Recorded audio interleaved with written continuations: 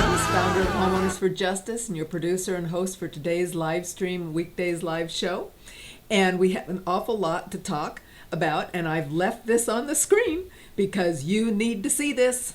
It is the people versus the banks, and if you ever have any disillusion about that or you forget it, remember this screen. It's all about the banks. It's all about the money. Everything we talk about, the root of it is right here in the money and the banks. And we're going to be talking about a whole lot of change and issues that are coming. It's not always all about foreclosures because we're people. We have other lives and we have food. We need food and shelter and security and freedom of speech. And so these things are very important. And how our government is being manipulated is super important. But never, ever forget, it's the banks. It's the banks, it's the banks, it's the banks. That's why it's there. So today, on our show today, changes in the air. We're going to talk right away about foreclosure actions. We've had some really strong activists go to Washington, D.C. and camp out on the steps and get arrested. And of course, the whole point is they're arresting the wrong people. They're going to arrest and that's what they're going to do. In fact, I'm going to talk real quickly today. I'm going to zip through a bunch of stuff. So listen up and get your pencils ready. And part of the method to the madness is, as I zip through these, I'm going to give you these links so that you will have, I'm not going to play everything. There's not enough time. But you need to listen to some of these videos, these YouTube videos. Some of them are like 30 minutes long. You'd really owe it to yourself and your family, friends, and neighborhoods to do this. So we're going to talk about, quick up to date on Monsanto, the Florida Snitch program. Remember that? When the sheriff over there in southern Florida is saying, hey, we're going to put $1 million out there and we're going to pay snitches so you can snitch on your family and friends. What? Enemies. And so we're going to talk about that. I do have 2 links, one on Benghazi and one on chemtrails. These are whistleblowers. These are very important for you to listen to. We're just going to zip right pass them quickly, but you really need to pay attention because this really is an indication of exactly where the ruling elite are. And I've redesigned that little figure. Remember that little figure, that graph we showed last week? I've got my own. I'm starting to do my own, and it may not be exactly accurate or completely done, but this is my first stab at it, and I think it's much more accurate. And then, of course, the 7 things that mainstream media doesn't want you to know. These are really important because it really is an eye-opener of what we're battling, the brainwashing that we're being exposed to and why. And then there's a great expose on the fact of the matter is every last loan in the world is fraudulent. So let's pay attention to this. I've got the link. We'll just hit the highlights. You can research this, use this for your own efforts. And then, of course, what's really exciting is that qualified written requests, they're making a difference, and they're being used in lawsuits. They're being used in letters. And so we're going to highlight that too. And then please, gold. I believe we're fairly close to the system breaking apart. It's really scary, but I want you to listen to the facts. I want you to see what I'm seeing, and you can make up your own mind. But please, pay attention. And then an insider, one of my contacts, has given me some information about how to convert some of your FRNs, Federal Reserve notes, into legal tender gold and silver coin. And so he's written that up, and I'm going to highlight that and talk about that today. So quick, the very first thing, because otherwise I forget, and that's announcements. Action in LA. This is the 23rd. That's going to be in 2 days on Thursday. Pershing Square in Los Angeles. Occupy fights foreclosures. They want, if you have any family, friends, neighbors, yourself fighting foreclosure, please join them. The more we have, the more news it'll make, and the less likely it is that mainstream media can just squash it. We need to break through that black ceiling, and I tell you, it really is absolutely a black hole. It's a locking down of the information. You'll see. 7 secrets are coming up. Monsanto on Saturday. Monsanto marches around the globe. Go to the Monsanto Marches website. Here it is. I'll have it on the links. March against Monsanto in any language you want, anywhere around the world, your neighborhood, your city, your county, your planet. Come on, guys, we've got to fight against Monsanto, and we've got to stick them back in the box. And then in June is coming up a Santa Barbara action. We'll have more details about that coming down the pike. And in July, Redwood City in California is having a foreclosure town hall. So as these things come to my desk, I'll be updating the announcement schedule. So let's start with what is going on in foreclosures, because Eric Holder opening his mouth about, well, oh yeah, we could prosecute bankers. Give me a break. So the foreclosed homeowners move in to the Department of Justice. So here you've got the article. This was on Monday. This was yesterday. So yesterday, underwater homeowners and hundreds of allies barricaded the front door of the Department of Justice to protest the too big to jail banks who've shirked punishment despite having destroyed homes, savings, and livelihood. And as you'll see in my little chart, this is exactly the plan. This is the plan. They're going to ruin the people. That's the plan. Wake up. So, what happens? Of course, what happens? Who gets arrested? Well, not the bankers. Not Damone, who gets voted into both chairs. He's still going to be CEO and chairman or whatever. He's still at the top solidly, while, you and I and everybody that cares about the people gets arrested. And so this is what they've done. Foreclosed homes were arrested outside. Okay. Here's a press release. This just reminds us what I showed you yesterday, that on May 22, that's tomorrow at 2 o'clock, the Oversight and Investigation Subcommittee, the Senate Subcommittee, will examine how the Department of Justice determines whether a financial institution is too big to jail. So tell us how you figure it out. And of course, this is what I totally expect, because I've become quite cynical now and looking at all this news. I totally expect to plead the fifth, or I don't know, or we don't have anything in writing, or I'm not aware of any way that we do that. There's going to be excuses galore, I swear to you. And in testimony earlier this year, before the Senate Judiciary Committee, that's when Eric Holder said that some financial institutions are so large that it does become difficult for the Department of Justice to prosecute them. Really? So you're telling me that if you just made Damone, handcuffed him and walked him off, that would be somehow threatening to the world financial system? Give me a break. I don't think so. These are just excuses. And in my little chart, I'm pushing that out. The institutions in our government are created to aid and abet, support, and run defense for all of these banks and corporations. That's what they do. They're put in place to protect. They tell us, they make us think we're regulating. Nah, they're protecting and running interference for them. That is exactly what they do and what they're paid to do and what they have to sign on and agree to do before they get those appointments. Think about it. And of course, as housing markets recover, Wall Street beats the families to homes. And so here's a little article about, the people should be totally qualified. They are. They're great buyers, but they don't have a chance because heavy cash is coming in and snatching up our homes. And this is heavy cash from all over the planet, from sovereign wealth funds. And let me tell you something, it's going to get worse, far worse before it gets better, because now the sovereign wealth funds, we're going to talk about it in a minute, they're discovering that the banks are running out of gold. Okay, that's one of the scariest things. We'll talk about it, I'll show you in a minute. So the point is, they're taking the real estate. I still believe that we could stop a lot of this very quickly and easily if we just got Congress, boots on the ground, saying hedge funds can't buy. Boom. Has to be 30 days. This is what HUD does.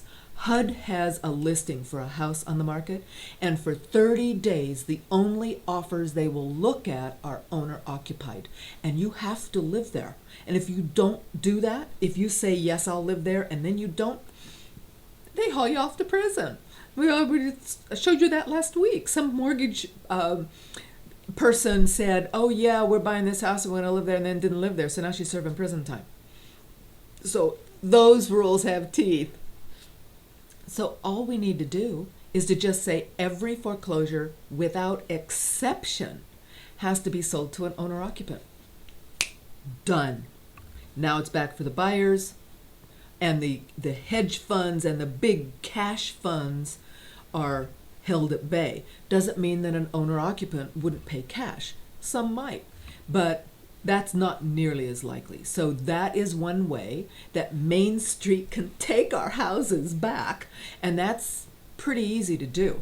I don't really want to play the video. I'm afraid live stream is going to break. You can read the little video. It's very good. He points out that cash goes to cheap assets, and real estate right now in this country is super cheap. Remember I'd said a couple weeks ago how I've got a cousin in Australia. The apartments are $1 million. I had a client over in Italy, a little apartment house, $1 million. So I'm listing and selling right now a 2,000 square foot home in a wonderful neighborhood in Santa Rosa for $400,000. Cheap, cheap, cheap, cheap, cheap. And that's why cash is coming in, pushing out the buyers. And that is the only reason this is happening, is because of the foreclosures. They've ruined the values, and they intended this to take our houses so we can fight back. But that's something we should be saying and starting to speak and scream about. Here I wanted to talk about the fact that we can challenge these, and they are successfully challenging these foreclosures on loan securitization mistakes. So this happens to be, and you'll have this link, and then there's 2 other lawsuits that I've been sent that I will try to upload onto the legal action by state for tomorrow, so I can bring them to your attention so you can copy and paste, because many of these are at the federal level, see, U.S. District Court, and so the citations would probably be very similar, particularly for the New York securities laws. And so this is an order denying the motion to dismiss. So in other words, the bank wants to dismiss it, and the judge is saying, no, you can't. And the owner, and and the reason I say don't call them always plaintiffs and defendants, because if you're in a judicial state, it's one way, and if you're non-judicial, it's another. But either way, the owner is starting to win. I'm super excited about this, and I wanted to show you this and talk about foreclosures right up front. And the qualified written request, I've got a new qualified written request letter on my website. I'll try to find that. Well, you can just go to the foreclosure defense page, and it's number 2, qualified written request. I think it's item number 2. And look down there. It says sample letter, and it's very great. Someone sent it to me from some other website. I apologize, I forgot where. And it's great. If you've already sent one, I don't care. Send this one, send another one, and it reflects a lot of what Jack had done on his. And I had talked about putting Jack's up there, and I'm sorry, I have to find it again so we can put it up there and copy what he wrote, because truly, if we can just collectively help ourselves, then more people can take advantage of this. But here is the point. It's right on the screen right now for you to see. The viability of attack on loan securitization, the ability to challenge the fact that the bank falsely claims they have authority. It's a lie. It's a lie. And both this and that lawsuit challenge it. They say, look, what the bank is submitting to you, judge, these lies. They're saying they have authority because of this assignment from pick a servicer. Option 1 gave it to New York Mellon, trustee of these mortgage-backed securities certificates. I'm sorry, judge. That's not how it works. And so here they're able to dispute and challenge the authority of that claim of the bank based on how they screwed up the securitization and the pooling and servicing agreement, the way it's done. So here's an example. The plaintiff does not dispute the right to securitize the mortgage. We're not talking about MERS. By the way, I have been tracking, and just like dozens of states and judges and courts have said, there's nothing wrong with MERS. You can do MERS. So obviously that argument isn't going to work. But the incorrect securitization will work. That will work because it's provable according to the pooling and servicing agreement. And so the overwhelming, the discussion cited in this case centers on the plaintiffs who claim that securitization itself violates the agreement. No, there's nothing wrong with securitization, but the whole system of the way they've done this and transferred the rights, the beneficial rights, was completely illegal and improper. And we're challenging on that process that they did not complete. That's the heart and soul of standing. We call it, they don't have standing, and they don't, but this is how it can be itemized. Step 1, 2, 3. Okay, the seller is supposed to sell it to the depositor, and the depositor sells it to the trustee, and oh, whoops, they didn't do it. So that's the key. Now, I want to make some really quick updates here because the news of the day is gold. So, Monsanto, quick, let's run through. The facts are blowback works. So let's keep blowing back. Take another deep breath. Let's get a pump. Let's start spraying air back. Let's blow back as hard and fast and furious as possible. So Monsanto Protection Act, remember we talked about that? How they sneaked that into that bill that you can't even sue Monsanto if they're doing stuff illegal. And so the blowback has caused Senator Jeff Merkley of Oregon has announced an amendment that would remove Section 735, the Monsanto Protection Act, as it's known, from the Consolidated and Further Continuing Appropriations Act of 2013. And so we can actually keep blowing and keep pushing back against these corporations. Let's never ever forget, we're the ants. We have all the people in the world, when they find out what we're doing and they really understand it, they will be on our side. It's the people. And so we just need to keep getting it exposed, keep sharing it. Oh, and by the way, I love this. Here's high tech against Monsanto. Here's a shopping app that lets you boycott Monsanto and other GMOs. So I haven't even looked at it. I just saw the article this morning. I'll have to be looking at it on my phone and see how that works and see if that can help me not buy anything from them. The economic blowback does make a difference if you get enough people doing it. So share this with people. Look at the apps for yourself. The Snitch program. Do you remember this? This is where Florida, that sheriff said, hey, well, I'm going to, pay people to snitch on each other. And the governor is going, I don't think so. Why? Because of blowback. Okay, blowback.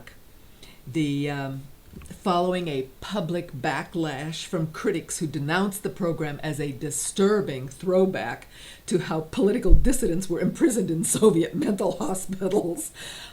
Yeah, no kidding. And in fact, Mexico is now thinking about putting people in prison, a debtor's prison.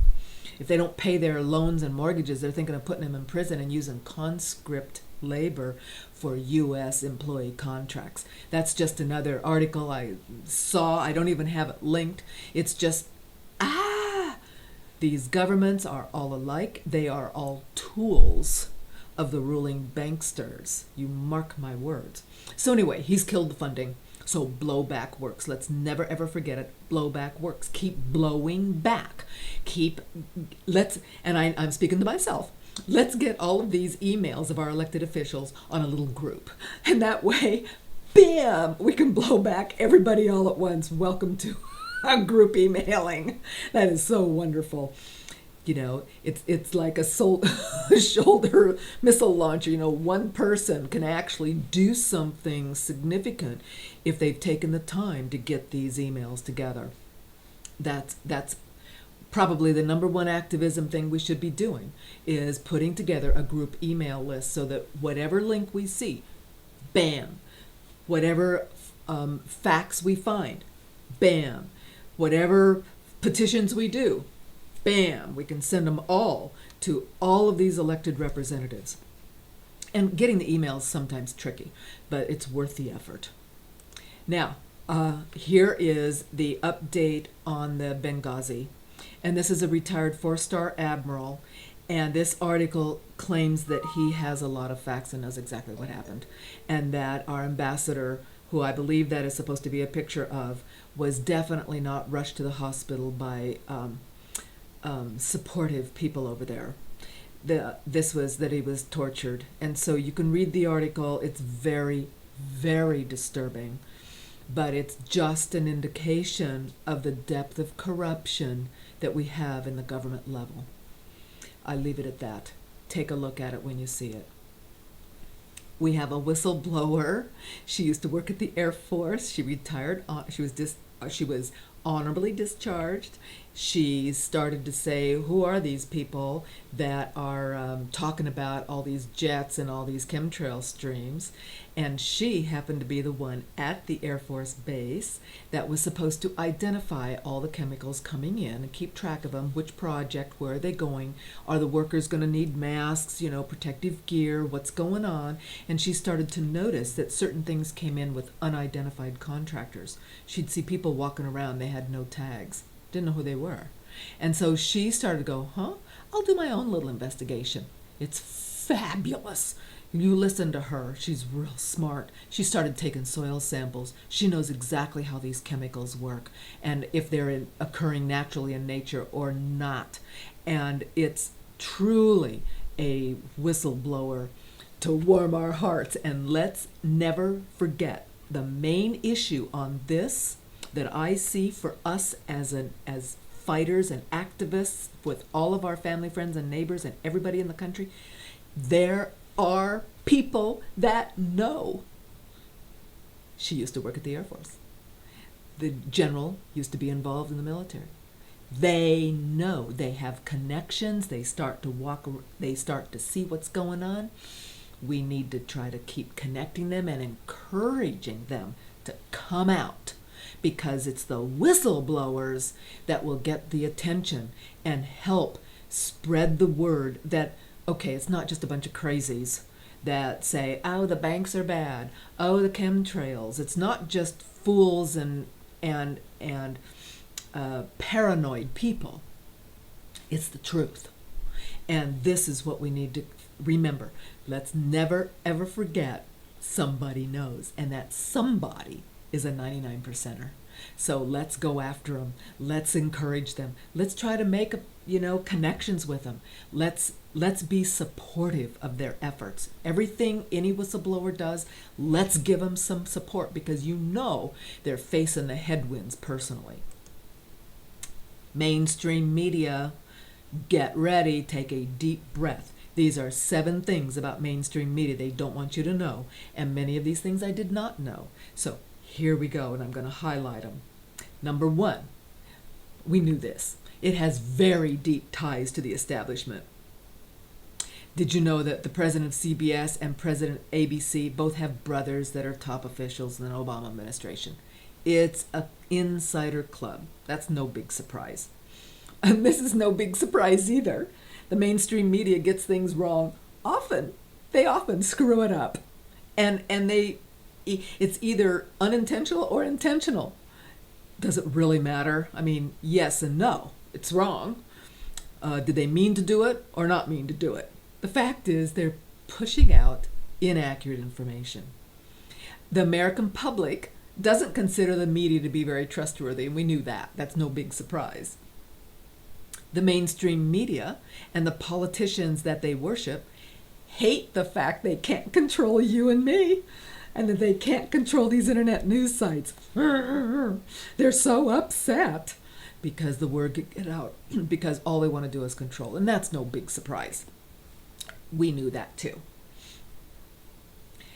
Mainstream media is extremely liberal. That's no big surprise either, because it's far more liberal than the general population. Here, we start to get into some information that I'm going, really?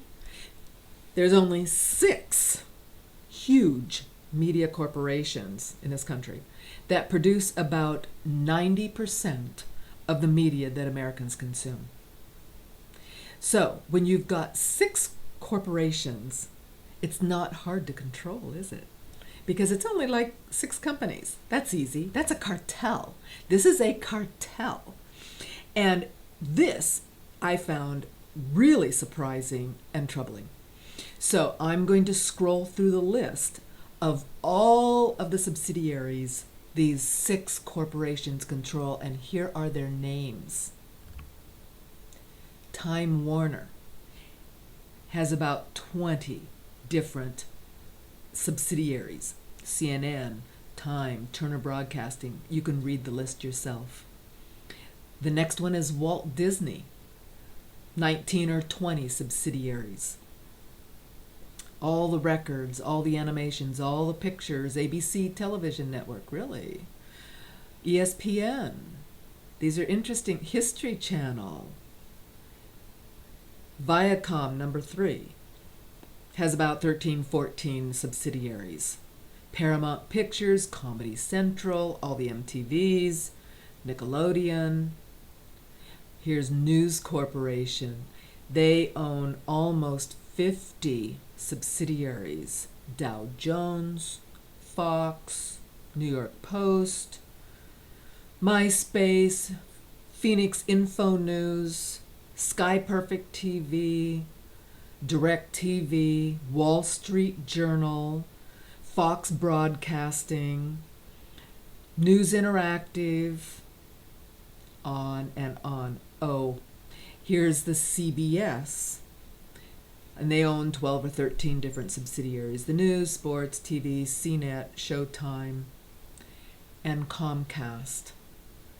NBC, CNBC, MSNBC, NBC Sports, NBC TV Network, Universal Television, Hulu. These USA Network, some of these are magazines, some of these are movies, some of these are radio stations, some of these are TV networks. This, you only got 6. And that was really, really fascinating for me to see this immense control of all these different subsidiaries. Remember, it's all about the corporate shell game. They all have these wholly owned subsidiaries, and they'll even pit each subsidiary against each other. Increases ratings, leads us to believe that they're different owners. No, they're not. Cereal company's been doing that for years. But this one was really surprising too. The American people, number 7, are absolutely addicted to mainstream media. And that's probably because it's done at about junior high level. And that's what they said years and years ago. If you want anything to connect in the news or with people in general, pitch it at about 7th grade level. And that's partly why I swear that people fighting foreclosures like you and me, I mean, this is complicated.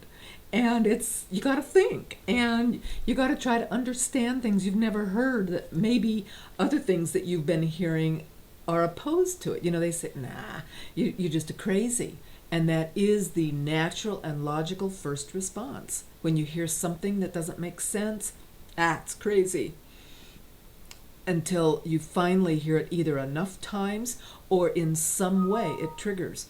So this is a very interesting article. And of course, they're saying, if the LA Times report is true, that means our young people are spending more than 200 hours a month connected to the media, but we're only awake for about 480 hours a month. So 50% of the time, almost 50%, they're connected to the media.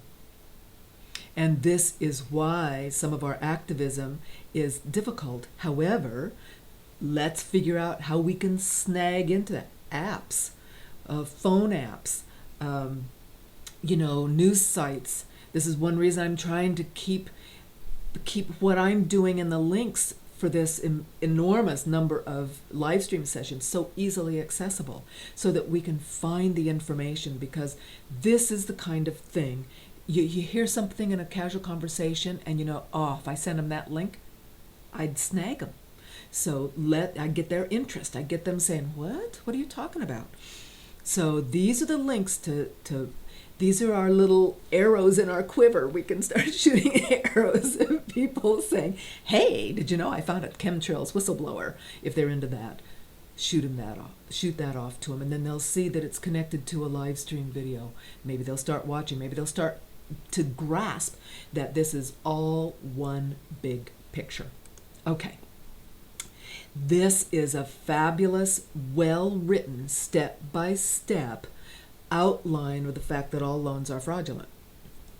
And it's from a blog. You'll have the link. I want to just slip down, and a lot of the things we understand because we've been talking about it, that we are in a global fiat money banking machine. We understand that. A lot of people are, what are you talking about? So this helps get someone from ground, I don't know anything, ground zero, I'm clueless, to closer to where you and I are. So they just start, like, number one, all the major banks in the world are owned and controlled by the banking families. And people will go, oh, what? See, you've got them. They're going, wait a minute, really? Number two, the banking families, control the entire process of creation, printing, and supply of money around the world. And then they list who the main banking families are. And then they call them, these are why we call them banksters. And then they talk about the central banks in the world. And this happens to come from South Africa. It's very well written. They are very much against the central banks. They are right in line with us, partners. And the Reserve Bank of South Africa, just like the Federal Reserve Bank in the USA, are privately owned corporations with complete control of the financial markets. And they go on and talk about how all the major money in the world is fiat money. Basically means it has no intrinsic value. It's just a piece of paper that's printed with some color, ink, and there's nothing backing it. So it has no connection to anything of intrinsic value like gold or silver, as it used to be. Fiat money is created by the banks out of thin air, and when you take out a loan, there isn't any loan. They don't have any assets. They don't have any true assets. They only make an entry in a book, and there's nothing physical that's exchanged. So there's no real loan. And if you and I did it, they'd call it counterfeiting. And so they talk about South Africa's money supply has quadrupled in the past decade. Watch out for the Federal Reserve. It's just, but one of the issues that they bring out here is that even though you have this tremendous mushroom cloud of money, and they talk about it in England, they're talking about it here, they're talking about it in South Africa. I mean, there's like trillions, quadrillions now of fiat credit. There is no real increase, no parallel increase in gold or silver or other commodities. And that means that the money that we use is technically and completely worthless. It's a confidence game, which means if you and I have confidence in it, it works. And if you and I don't have confidence in it, it doesn't work. And this is why we need to protect ourselves, because you and I can have no confidence in it whatsoever, but when the planet still has confidence in it, it still works. You and I could have total confidence that it's going to work, I'm going to be able to retire, and when the planet, when enough people on the planet decide it doesn't work anymore, they've lost confidence, it's over. And you and I will get crushed just as everybody else will. That's why I'm talking about this and trying to emphasize why this is so important. It's important to me, it's important to you, it's important to everyone we know, that they understand that what I'm going to show you soon, this confidence game might be coming to an end sooner rather than later. And when they lose confidence, it won't be used as exchange. Nobody will want it. They'll suddenly say, nope, poop, I don't want that. Give me something that has value. And so that's why we're talking about this. So number 16, the only reason our money has any value is because we give it our value. We give it a perception of value. That's the confidence game. And so this goes on and talks about basically how all of these loans are made because you sign the papers. We've actually talked about that a bit, but the banks don't have the money of their own to lend, and so no money existed in the system before you signed the signature on your loan, and then the money was created. The kicker is, of course, when you create money out of debt, there isn't any interest created. So it's a loss game. So every time you have to pay interest, that money has to come from someone else's debt, because all we're doing is exchanging debt. So in the end, somebody loses. There's always losers when you have used debt for your fiat credit. And so, of course, they're talking about specifically in securitization. I'll just hit these, and then I want to talk about the gold. When the bank securitizes a loan, they get paid the full capital amount of the loan plus interest up front. That means that your loan has actually been pre-settled by a third party who is insured in case you default. You don't have any idea, but that's exactly what has happened. And so the banks broke the contract law by claiming to lend what they don't have, money. They only create it upon the loan, and then they sell it to a third party and get paid in full for it. And then that third party is insured by a fourth party. And so when you default, the insurance pays off. The banks do not have the authority to foreclose.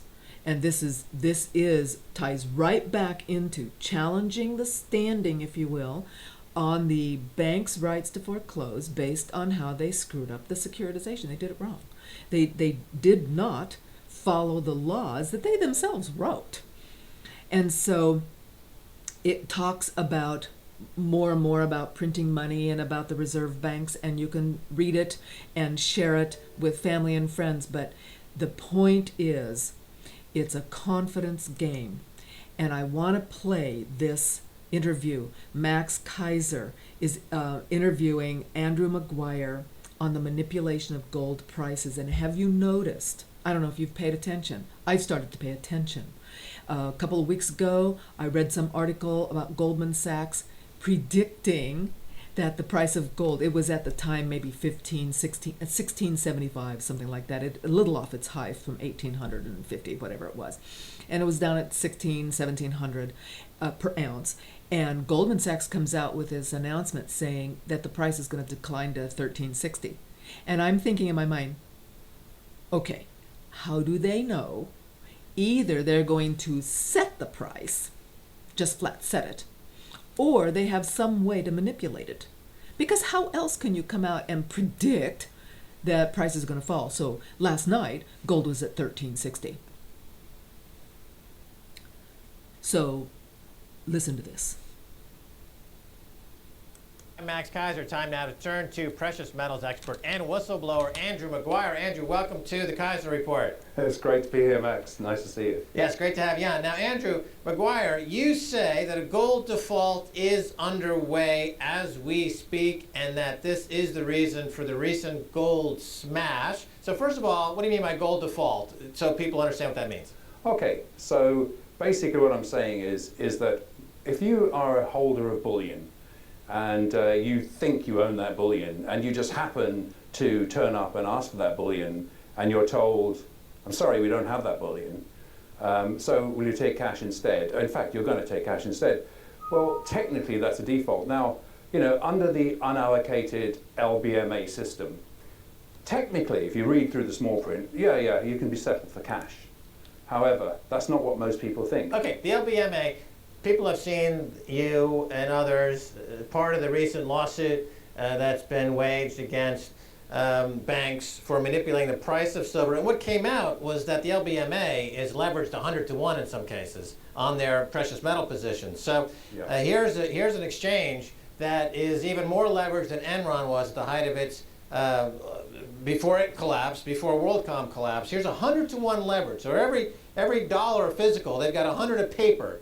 And so when people go to take delivery of that gold and silver, they're said, no, we have to get paper instead, number one. Number two, there's a real threat that it could cause a run on the exchange, and now this leads to the recent smash because people were demanding their precious metal, and then this leads to the recent smash. Talk about it. Yeah, that's exactly right. I think what the straw that broke the camel's back was the Cyprus issue. Now, I had a very large client come to me and say, I'm getting my physical. So he went, this is part of the ABM AMRO story. So he went, and this was before even the letter was sent out to all their clients. And he went and asked for his bullion back and was told, well, no, we've got to settle you for cash. But hang on a minute, this is my bullion.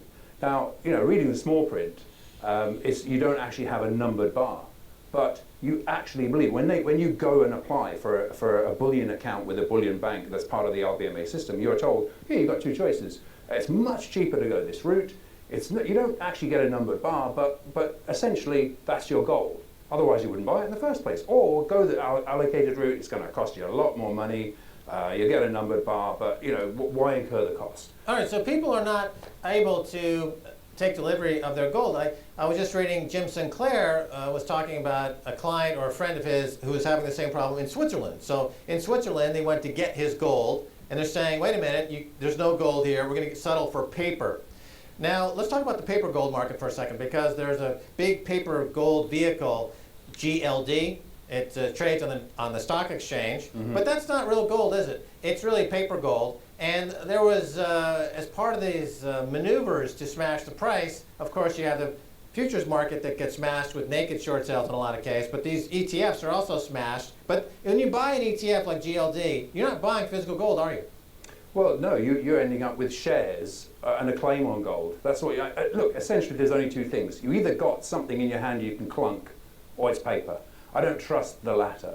And obviously, when we saw this recent short smash, you notice that Goldman Sachs, when they came out and issued the sell short note, which was just before the federal intervention came in, they started by shorting GLD. Very interesting, because you get a lot of leverage that way.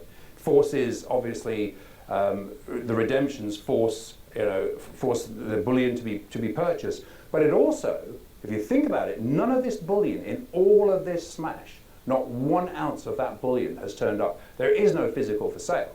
So, where is it going? Well, I suggest strongly that it's going to replace inventories that were not there in the first place. All these inventories are mismatched by duration, and it's incurred itself over the years. You've had basically all the way back from the lease carry trade. So you've had bullion banks building up index positions, never really needing to purchase the gold, and all of a sudden you get someone like China, like Russia, like central banks and sovereigns, and other smart investors saying, look, I tell you what, MFG didn't like what happened there, rehypothecated gold, no, I think I'll better take delivery.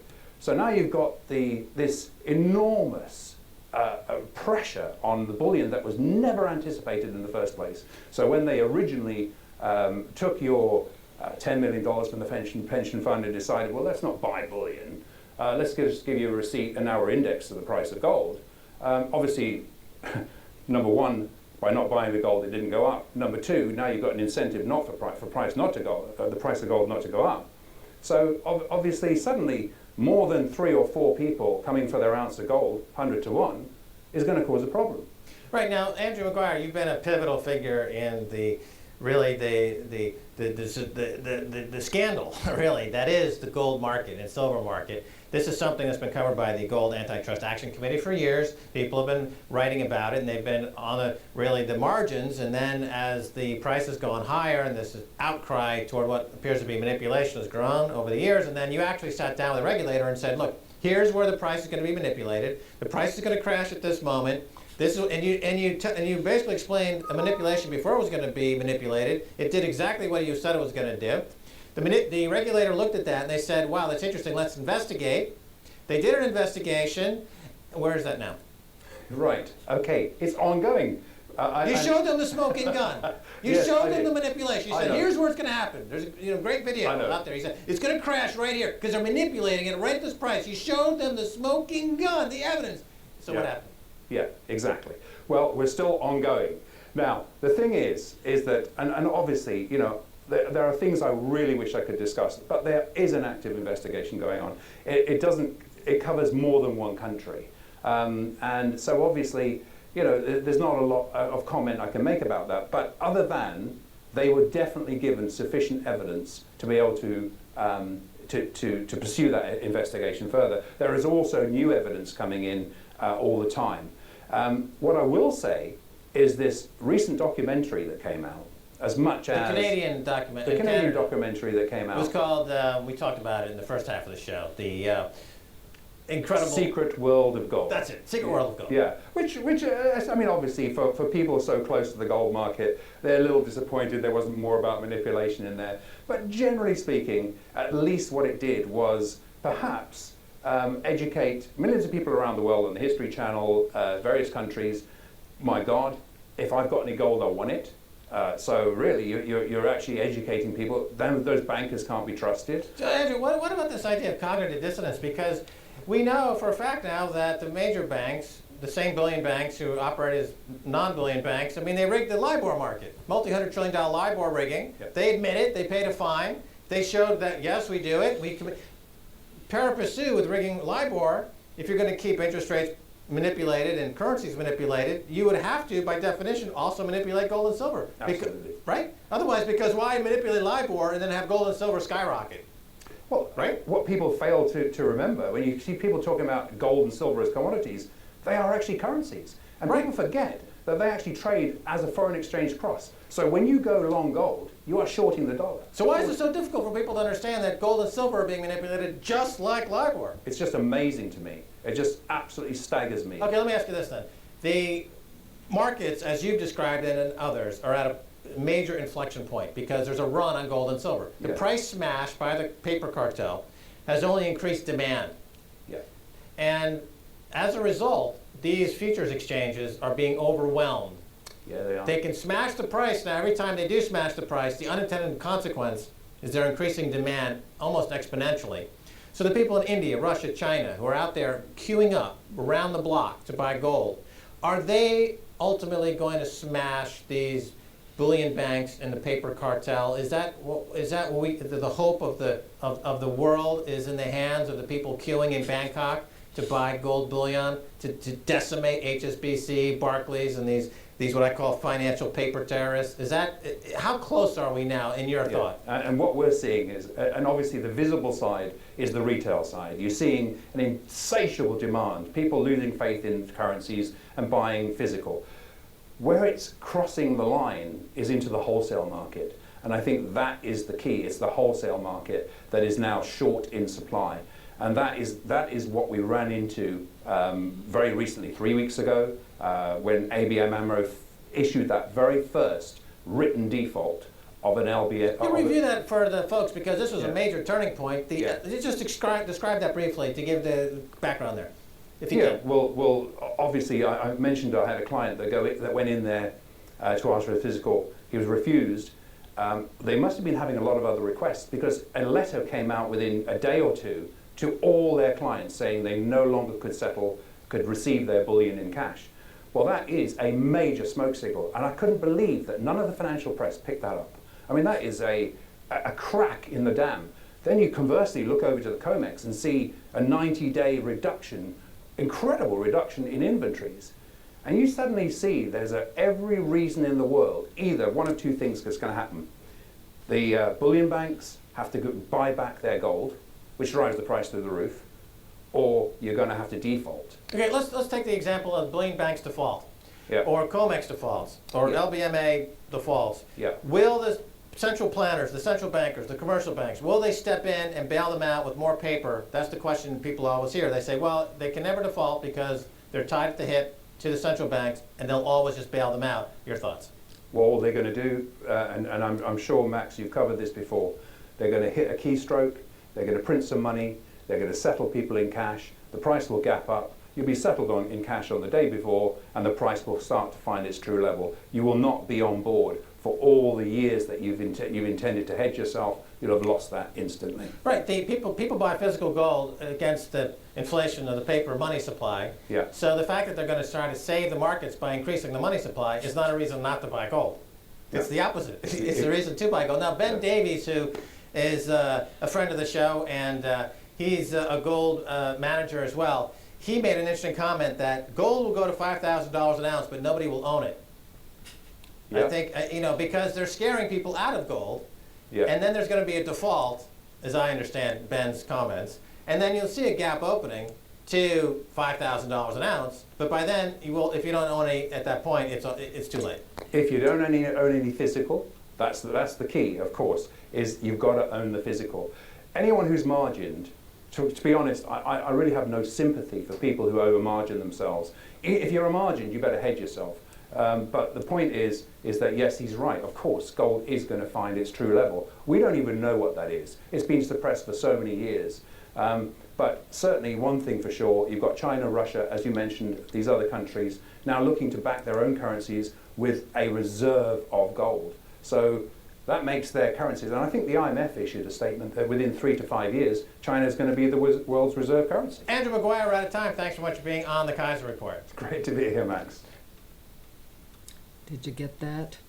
Okay, here's what they were talking about.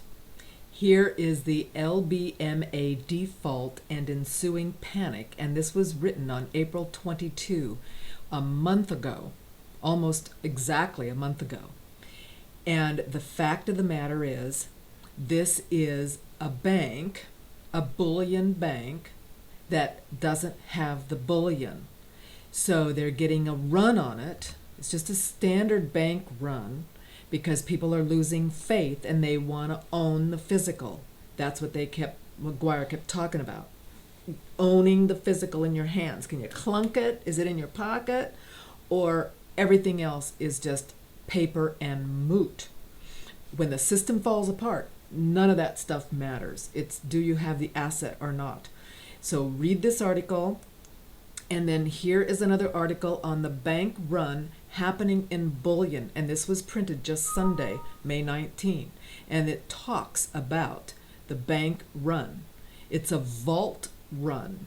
You're not hearing about it, and when McGuire said, I couldn't believe the financial news didn't pick it up, you know what I thought.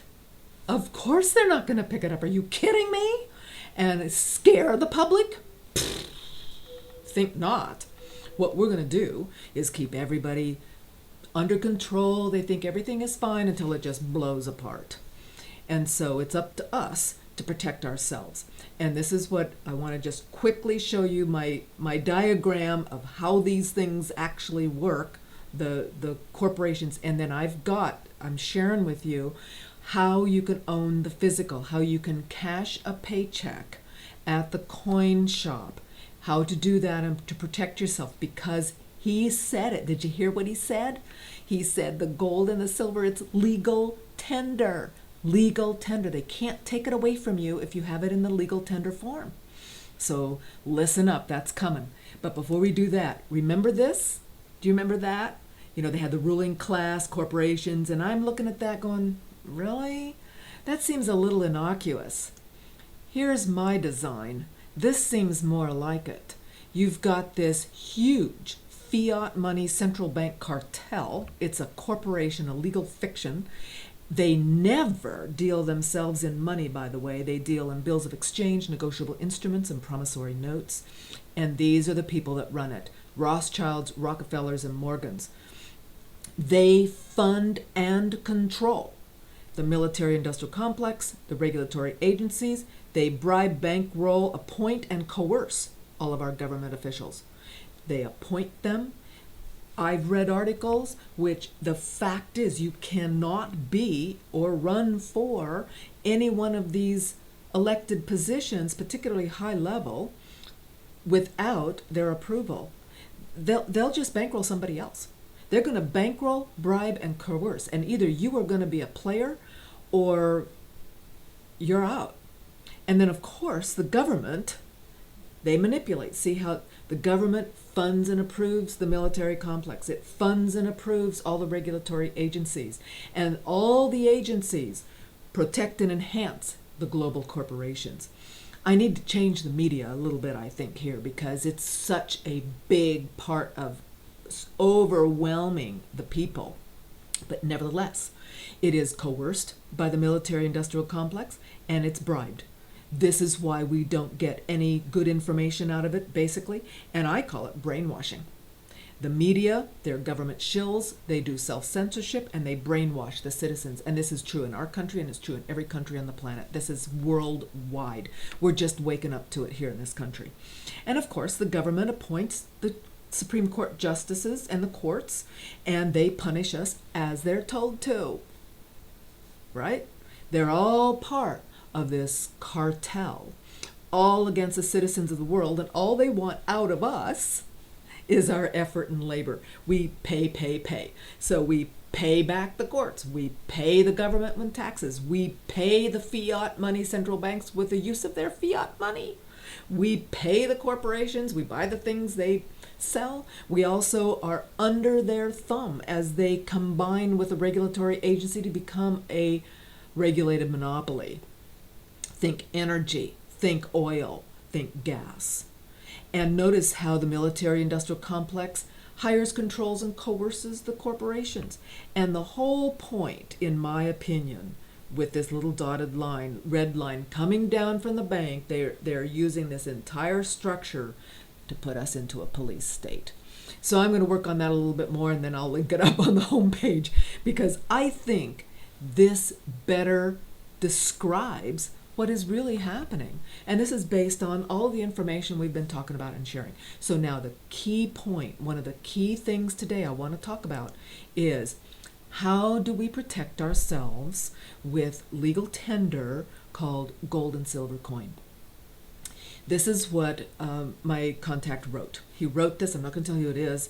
The fact is, it doesn't matter. What matters is that we use this information for our benefit. And basically, he says, after extensive study, I've concluded one of the best ways to regain our liberties is to not play their game. It's to play our own game. And so the easiest way to get out of the fiat credit system is to get into the good, solid asset gold and silver dollar system. He claims he's been doing this for years, and he talks about constitutional money. He says Title 31 USC Section 5112. Here it is. I'm going to have each one of these citations linked so that you can sit through them and look at it yourself. And notice that this talks about the denominations, specifications, and designs of coins. What they are: a $50 gold coin, a $25 gold coin, a dime, a $quarter. These are the coins that actually are legal tender according to our laws. And this is what you need to buy. That way it's legal tender. They can't steal legal tender from you like they took gold before. So back to his discussion. So he talks about what he basically does. He converts his FRNs to gold and silver dollars, and then when he wants to buy something, he goes into like the restaurant and he talks to the owner and he says, this is worth about $37, whatever it's worth at the time. Are you willing to exchange goods and services for this silver dollar or for this, gold coin? And the owners often will say, sure, yeah, I'll do that. If they don't, he says, don't support them, go someplace else. And so here, now he talks about the Ron Paul and Philip Crane wrote the 1985 Gold Bullion Act for the specific purpose to give American people the constitutionally guaranteed monetary system. And here is that act, the Gold Bullion Coin Act of 1985. And the fact is, gold coins as legal tender. This establishes the legal distinction of a coin bearing the impress of the sovereign. These limitations are due to the fact that public law gives to such coinage a value that does not attach as a mere consequence of intrinsic value. Their quality as a legal tender is an attribute of law aside from their bullion value. They bear, therefore, the impress of sovereign power which fixes value and authorizes their use in exchange. So we have the act to protect us. So let's use it. So this is how you use it. You take your check, whether it's he's saying your payroll check. This could be a check that you write, but if you're going to cash a payroll check or a check made out to you by someone else, this is how you do. He says qualify the check. Number 1. On the back, write redeemed for Federal Reserve notes, parity of value unknown.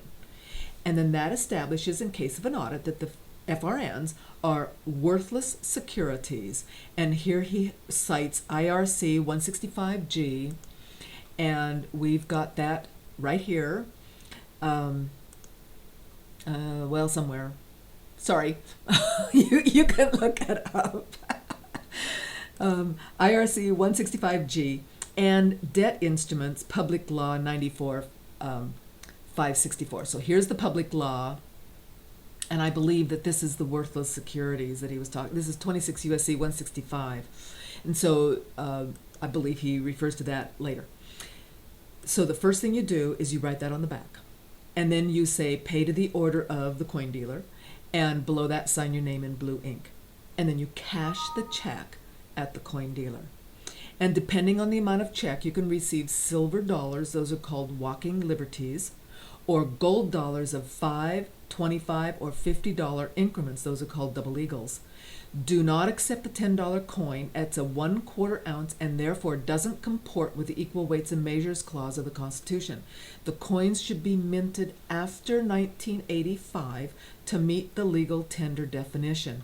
And so here's where he's referred to the Bullion Act, which I've shown you, and already the 31 USC section 5112. Get a receipt. And then he talks about how he plays around with taxes. That is not material to me. Pay your taxes. Don't get the IRS on your butt. The fact is, get this kind of protection in your pocket and in your house and in your, I don't know, hole in the ground, however you're going to protect this. Don't put it in the bank security deposit, because if you use a bank box in the bank, all that stuff in the bank is the bank's. So don't use a bank. Need I remind you? He says get a haircut. The fact is, go about your life. And what he points out that I think is worth talking about is that the value of the coin doesn't go up and down. It's how many FRNs it takes to buy it that goes up and down. And so what really matters is really not the FRNs. We know the system is coming to an end. That's why I'm talking about this. So what is really important is that you have something of actual value for all of your hard effort and labor, and not get screwed like those big investors. They go into the bullion bank, they say, give me the bullion now, and they say, oh, I'm sorry, we're out. So now what are they going to do? Let's say they had $100 million in there. Suddenly they don't have anything. If this system truly blows up, they don't have anything. And so he addresses a question, will you be audited? There's no idea, no guarantees, but the bad guys know better than to raise this issue, as they would be caught in a fraud under the thrust of the Fair Debt Collections Act. Natural law dictates that you shall not have unequal measures, a great and a small. You can't have $2 of different value in this country. It has to be 1-to-1. And of course, he talks again about, never listen to these, because these are some of the weaknesses that it's potential to go after some of these officials in ways that they may be unexpected. But never mind, he states that no public official, let alone IRS or FDB, has a bond, insurance, oath of office, appointment affidavit, or evidence of any delegation of authority from the government, as they are merely privately owned corporations. So let that be a little comment to those of you that are doing researching. I've had several people all over talk to me about how else can we push our rights? How can we force these people to do things that we want done as the people? And the fact is, if these folks that are in an office don't have the bond, insurance, oath of office, appointment affidavit, or evidence of any delegation of authority, then the question is wide open. How do we get them out of office? And then we can put people in office that will have a bond, insurance, oath of office, appointment affidavit, or evidence of delegation of authority. Then we can put our own people in there. Then we can have things done the way we want. There you go. So I highly recommend that you review this. I will upload this. I apologize, it is not uploaded yet, but I will bring that to your attention on my website. I'm going to put it on the home page of Homeowners for Justice. It'll of course be linked on the live stream. Once I get it linked, I'll link it back, because the key is the gold market is going through a run right now on bullion. Fact is, I went into the coin dealers just last week or something to ask them, how does this work? And they didn't seem to have any problems getting coins. So let's get coins right now while we can, before there's none left. And at this point, the mega wealthy losing their bullion, ouch. I'm sorry. I think we're going to see some real changes coming soon. But at least you can protect yourself with this way. And I recommend, and if you're like me, you have to operate in FRNs. We've got bills to pay, and we get paid. This is our circulation money that we're using. But anything that you don't absolutely have to have for that, I would set that aside and I would put that into some hard asset. And don't worry if the price goes down to like $20. It's at $22.80 or something last time I looked for silver. $13.60 for gold. That's not material. What is material is that when the system breaks apart, the prices will just explode. It doesn't really matter what you've paid for them. The fact is, either you're in or you're out, and you didn't hear it from me. You heard it from McGuire. You heard Max and James, McGuire, Andrew, talking about the fact if you don't have the physical, too late. So I told you, you heard it here first. Hopefully you've heard it before, and if not, check these out. Check out these sources. Do it for yourself. You're a thinking person. And truly, get on board. Protect yourself, your family, friends, and neighbors. We need to have strength in our union and our unity, and we need to bring that strength to everybody we can. In the meantime, let's not forget to try to push our fraud and foreclosure off onto the Attorney General and demand a grand jury investigation. I believe that's something that's going to be happening there in LA. Demanding, like they're happening in front of the Department of Justice, demanding that the Department of Justice starts to prosecute all of this fraud and corruption, at least at this level. Maybe we can't yet change the monies, but we can opt out of the system ourselves and push for grand jury investigations. And certainly another way to do it is to set up our own banks for community benefit, so that we don't have to be involved with all of our effort, interest, and money going into the bankers' pockets. Thank you so much for watching. It's been a good day. Gotta go. And I appreciate everything everyone is doing to bugger the bankers, the politicians, and the bureaucrats. We have got to keep blowing back, because now we know for sure it makes a difference. It does. It does. We blow here, we can change the world. Thanks, guys. See you tomorrow. Keep up the good work.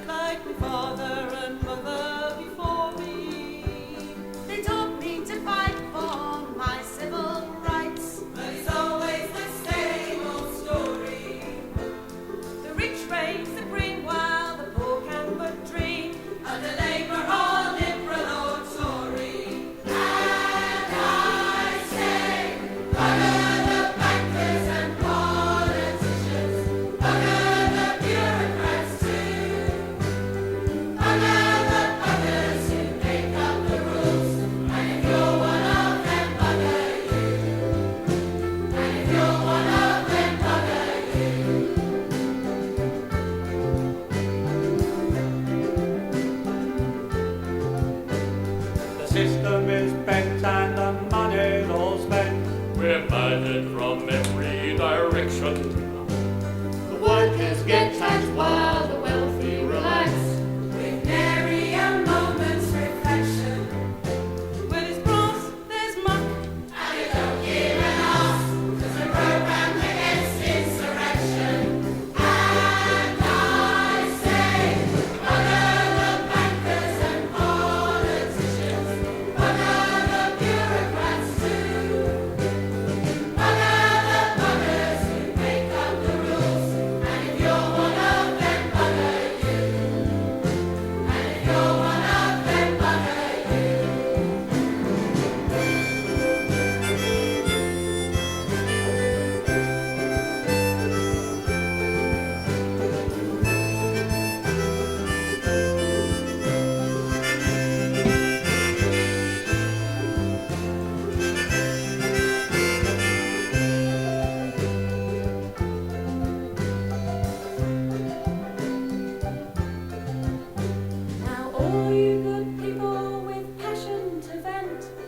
give up the struggle for justice.